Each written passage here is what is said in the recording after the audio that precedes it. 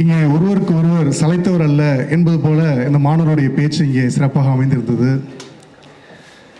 இந்த விருதை பற்றி ஏற்கனவே நானும் இந்த விருதாளர் நிகழ்ச்சியில் கலந்து கொள்வதற்காக என்னை அழைத்த தமிழ் சிலம்பரசன் அண்ணன் அவர்களும் நிறைய பேசியிருக்கிறோம்.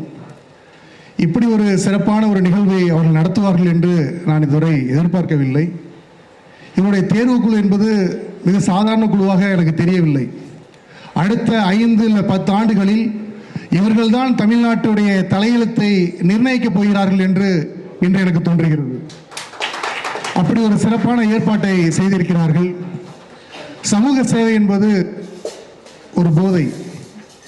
அதை மக்களுக்கு செய்யும் போது தினந்தோறும் நாம் அந்த சேவைகளை செய்து கொண்டே இருக்கும்போது நாம் உணரக்கூடிய அந்த இன்பமானது என்றும் குறைவதில்லை.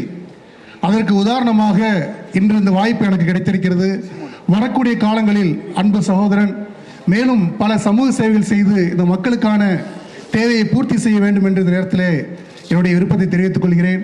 கடைசியாக அன்னை தெரசாவுடைய ஒரு வார்த்தை, அந்த வாழ்க்கை முறை.